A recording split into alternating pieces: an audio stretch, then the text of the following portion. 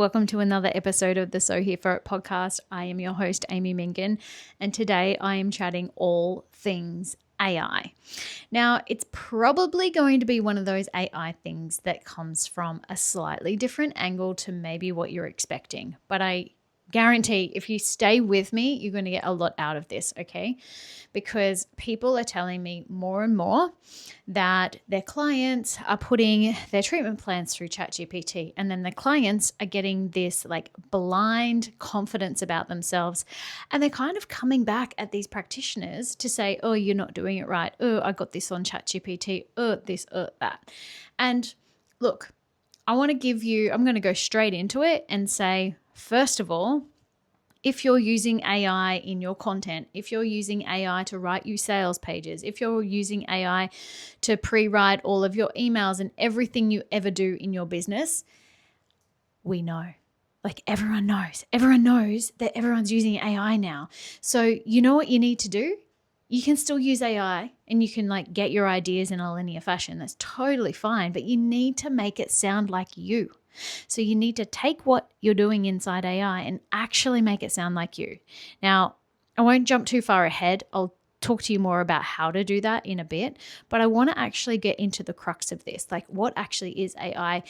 Who programs it? Where does it come from? And why are humans just using it as the easy route now? Because I tell you what, when I first found out about AI, it would have been back in about like 2021. I sometimes was using it to write some really clever posts for me. It was actually really fun. And I just used it as a fun thing because it was saving me time. We were running big events and I was like, cool, I don't need to spend as much time actually writing all my captions. But something happened. I got lost in that. And all of a sudden, all of my writing that used to just come from me, and I'm a very creative writer, I am really good at copywriting and I'm really good at my own marketing because it comes from me. I take the things that I talk to people about and I put it into my content. I take real conversations and extract the data and extract the insights and actually put it into my content. That is how you do really good marketing because you literally have had these conversations with people. So here's the thing, you haven't had those conversations with AI. AI is a large language model. Like it's used to find patterns in behavior, patterns in the language. It is not good at math, just so that you know. It's not good at spelling. It's not that good at grammar. It is literally being programmed by you all the time, the more you use it.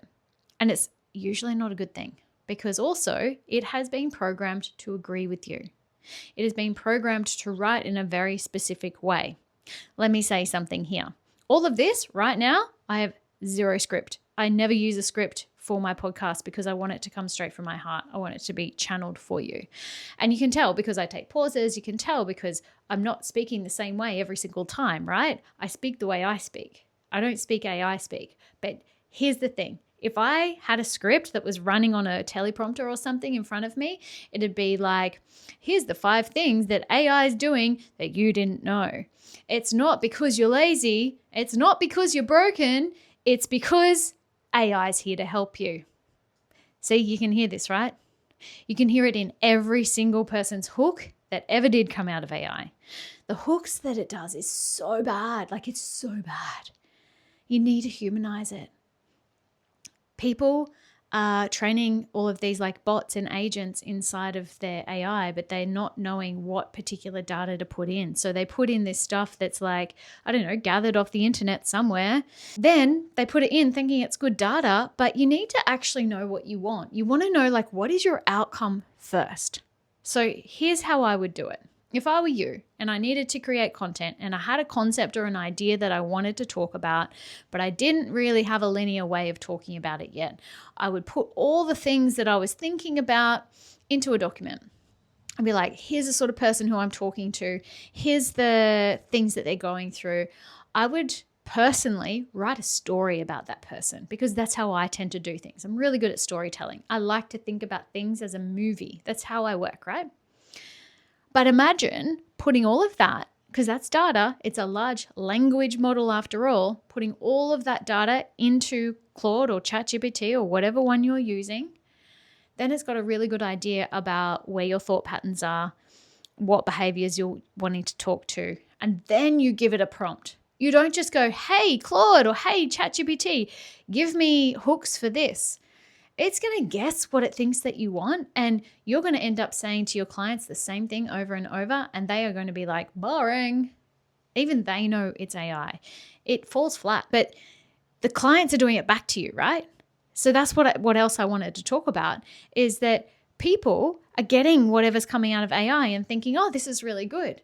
People who are used to getting things wrong occasionally are now getting everything right by using ChatGPT, because ChatGPT is trained to be sycophantic, meaning it is always going to agree with you unless you program it otherwise. That is what is wrong with the world right now, is no one's being told that there is anything up with what they're thinking or anything up with what they're saying.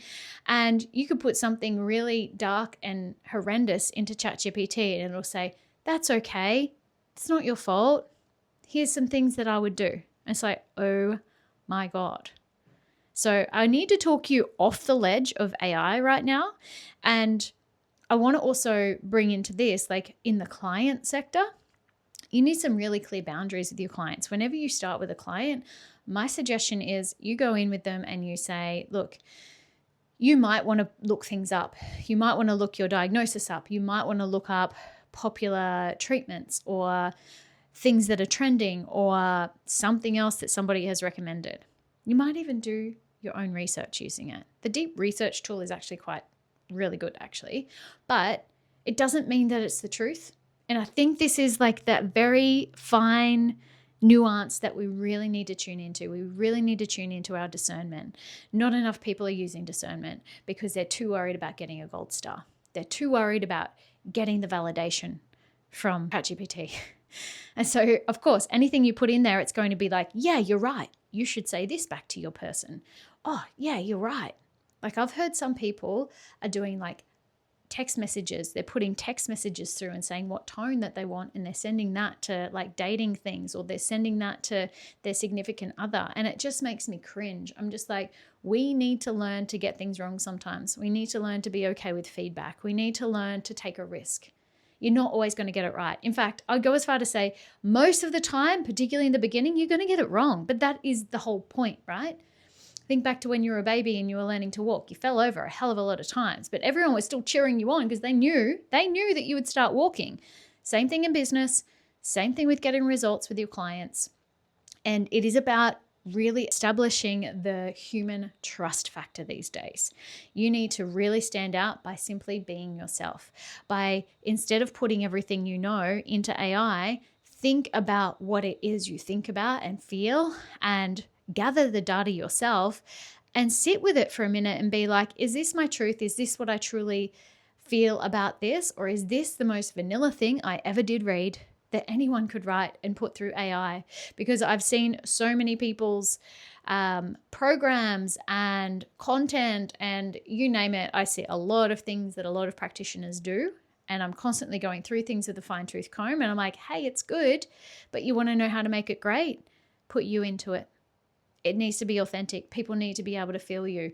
They don't want the polished version all of the time. They don't want you to sit there and read a script. They want to hear what you've got to say from your experience, your expertise, and your knowledge. You have nuance and computers do not. And this is the whole thing that I wanted to talk about with AI today. You can put everything into AI, but it still isn't you. You can put your whole, like everything you know into AI and it's still not going to put it together and speak about it in the way that you would if you were to stand up and speak to people about it. And that is what is missing right now in the world, and people need it. They desperately want your connection. In a world filled with dopamine and quick scrolls, they need oxytocin. They need real people. And people like you and me with big hearts, that's where they're going to get it from, right? People like you and me with big hearts, that is where they're going to get it from. So I want you to have conversations with yourself first. Is this truly what I think and feel and feels true to me? Am I trying to cut a corner here and I'm just like running on dopamine and blind confidence because ChatGPT told me it was brilliant, when probably it's not? I'll be real. Probably it's not. Most of the stuff that ChatGPT spits out, if you've not put the stuff in it that is really, really great, it is going to spit something out that's very, very ordinary. And I want you to be really honest with yourself and be like, is this actually helping me or hindering me? And then I want you to have a think about what outcomes do you want for your clients, and how can you set really clear boundaries and parameters with your clients so that they know that if they were to put something through ChatGPT, it's only going to give them back the answer that they were looking for anyway. And you are an expert in what you do. You are more than qualified. You already know enough. You can do this and you can help them get results. And you are the one who speaks in nuanced ways. So you know how to tweak things for them. You know what they're currently going through. You have the human consciousness, so please use it. And that's about all I've got to say about that today. I really, really, really hope that this lands with you. And if it has, share it with someone. This is like a really potent conversation that needs to be had with far more people. I don't want you sitting there being lonely. I want you to actually move into this and embrace AI for sure, but don't let it be the thing that leads you. You have to lead you. You have to have your own discernment. And one more thing, I'm running a masterclass on the 18th of March, 2026. It is happening at 12 p.m. Queensland time, so please come along. I'm going to drop the link into the show notes, and it is free. It is called Magnetic and Booked, and it is going to help you move forward so much further than where you are right now. This, let me just remind you, this isn't about avoiding AI. It's about utilizing it in a way that's going to most benefit us as humans.